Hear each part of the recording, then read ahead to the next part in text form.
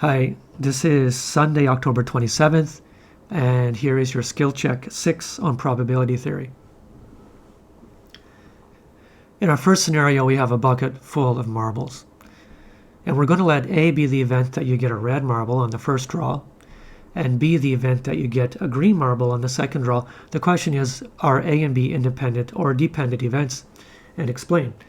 So we have to know what it means to be independent or dependent.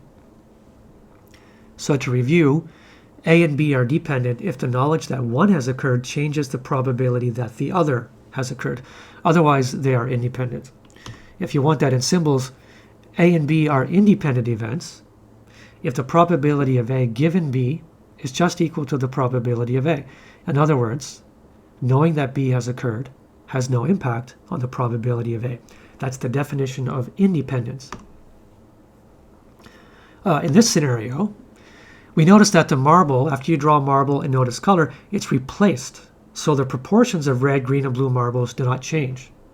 That means with every draw, the probability you draw a green marble, it's always going to be 0.45, no matter what color you drew the first time.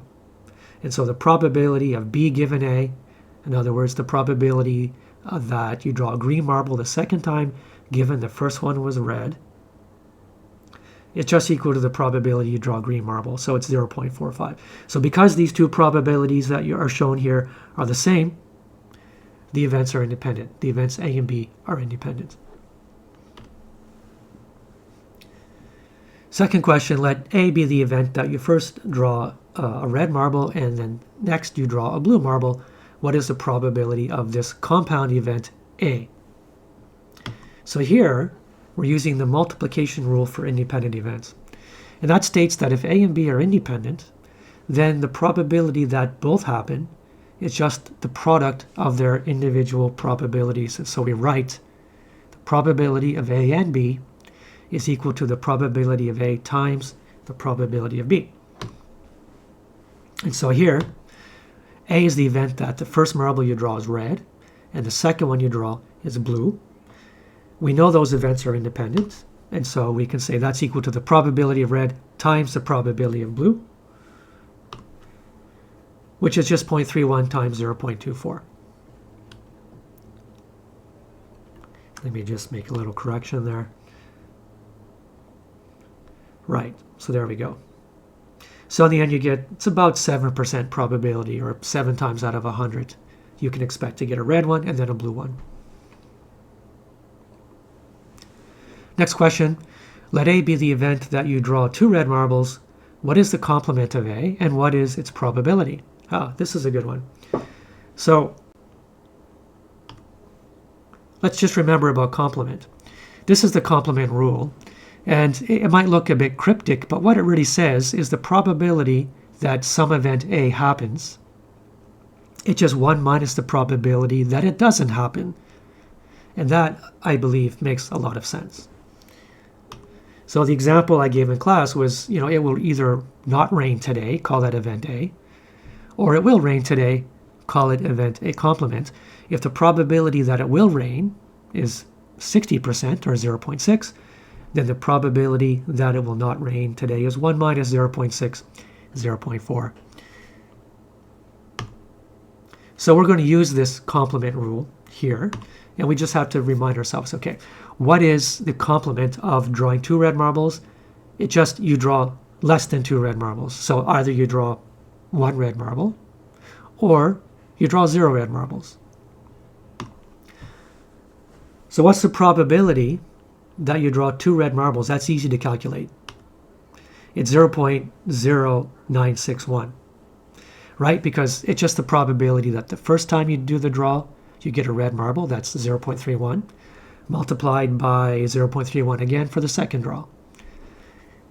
And so all we need to do is rearrange this equation to get the probability of the complement. And so it's 1 minus 0.0961, it's about 90%. So there's about a 90% chance that you won't get 2 red marbles on those two draws.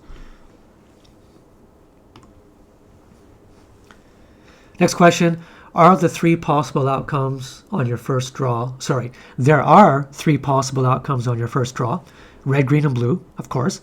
Are these outcomes disjoint? Explain. What does disjoint mean? Let's have a little think about that. Events are disjoint if they cannot both happen at the same time. So if I draw a marble, it can't be red, green, and blue at the same time. It can't be red and green at the same time. It's going to be one color or the other. And so the outcomes in this experiment are clearly disjoint.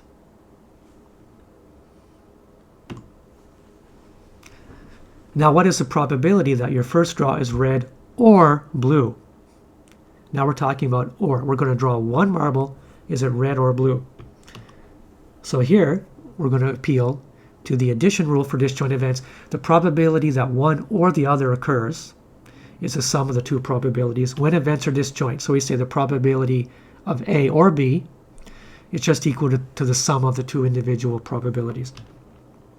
And so here, the probability of red or blue, it's just the probability that when you do that first draw, it's red, plus the probability that when you do the draw, it's blue. We just add those numbers together, we get 0.55. So notice something. The multiplication rule is when you're talking about events A and B. The addition rule is when you're talking about events A or B. So and you associate with multiplication, or you associate with addition. The last two questions are, we could just do them at the same time because they're kind of about the same thing. What we're going to be talking about here is a probability distribution for these categorical outcomes. And so what is the sample space? It's going to be the set of all possible outcomes. In this case, when we're drawing, let's see. Right, that is, what is the possible combination of two colors, right? So what we're saying is we're going to draw two marbles. And what are the possible outcomes when we draw two marbles? And then we're going to calculate the probabilities of each individual outcome. Well, that's something we can kind of do in one step. You can see there are 9 possible outcomes. The first marble could be one of 3 different colors, and the second marble can be one of 3 different colors. So that gives 3 times 3, 9 possible outcomes. You can see them listed here.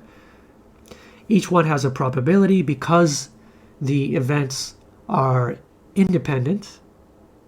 The probability that the first one happens and the second one happens is just the product. In other words, we're using the multiplication rule for independent events, and so you can see the probabilities here. And when you add up all those individual probabilities, they add up to 1. So we're basically looking at a probability distribution for these categorical outcomes. Okay, we got through that. Let's look at scenario 2. Here we have a deck of cards. Just to make sure everybody knows, the deck of cards contains 2 red suits. Those are the hearts and diamonds, and 2 black suits, the spades and clubs. Each suit contains 9 cards, numbered 2 to 10, plus a jack, queen, king, and an ace. And an ace is kind of like a 1. So you will shuffle the deck, look at the top card, and then you will replace that card, shuffle the deck again, and then for the next round you can draw another card. So the first question is, what is the probability that the top card is an ace? And so this is straightforward. You just have to remember one thing. When all outcomes have equal probability, and A is any event, in other words, a subset of those outcomes, then the probability of A, it's just the number of ways A can happen divided by the size of the sample space. And so in this case, the sample space is all the cards, so there's 52 cards in total.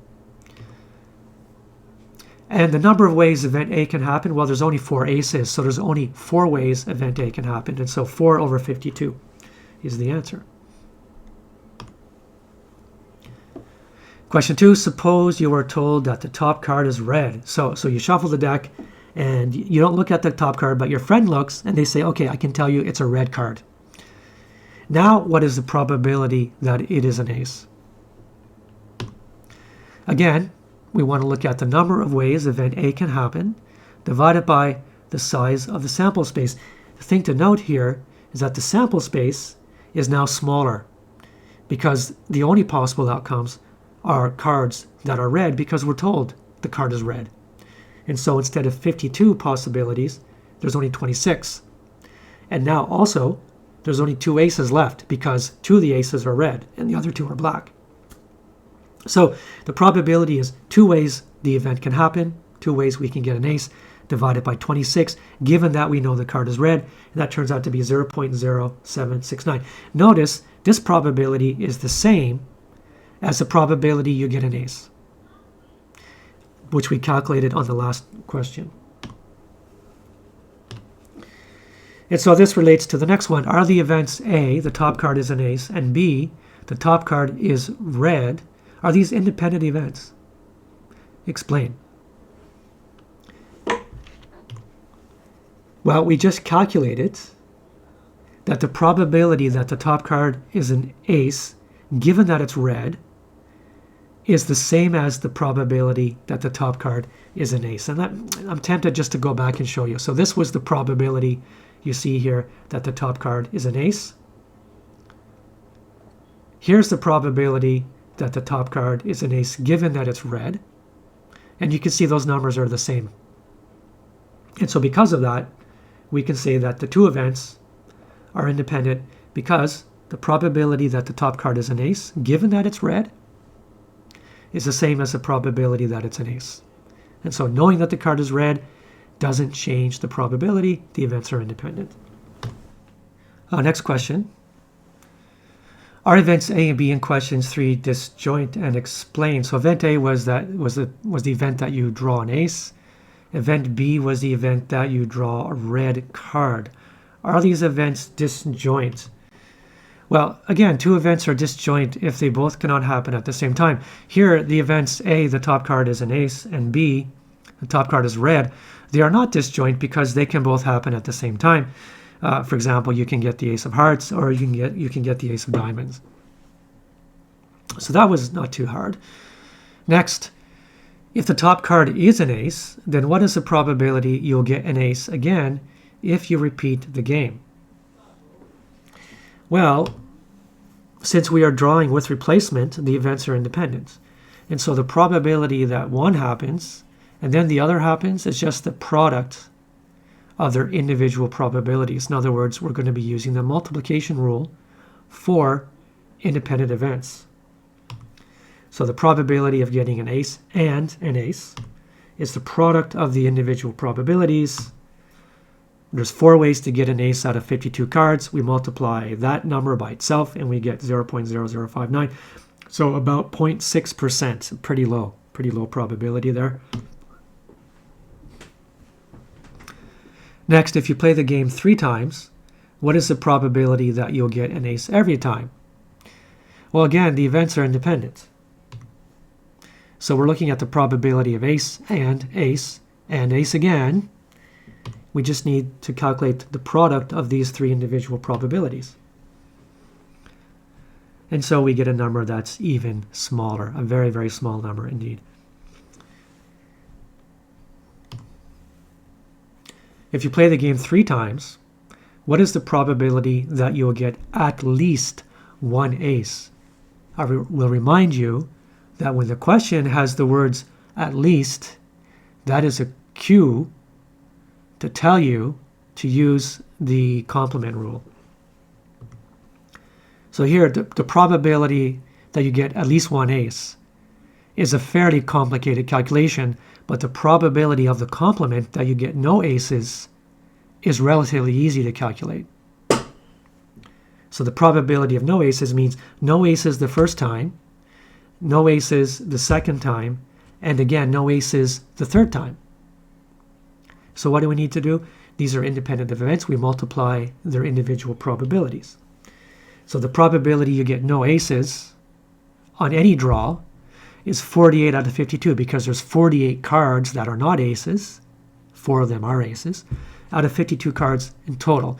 We can multiply those together 3 times because we're looking at the probability that with 3 plays, each time you do not get an ace. That's the probability of the complement. 1 minus that is the probability that we're looking for. And so we get a number, it's about 21% probability.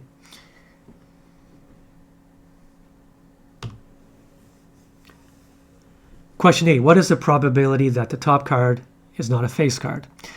Yeah, this is kind of funny question. It's actually kind of simple. I'm not sure why I end it with a really easy question, but anyway, I'm not going to complain about it.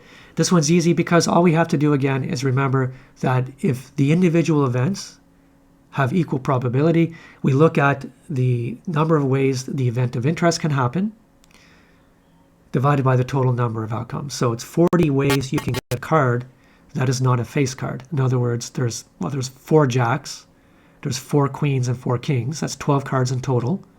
52 minus 12 gives 40 cards left over that are not face cards. 40 ways this outcome can occur divided by a sample size, a sample space of 52 outcomes. 40 over 52 it's about 77%. Okay, and that's it. So I know you've watched this because if you hear my voice right now, clearly you've been watching this. I want to thank you for watching this. And I would like to say that I just finished marking the midterm.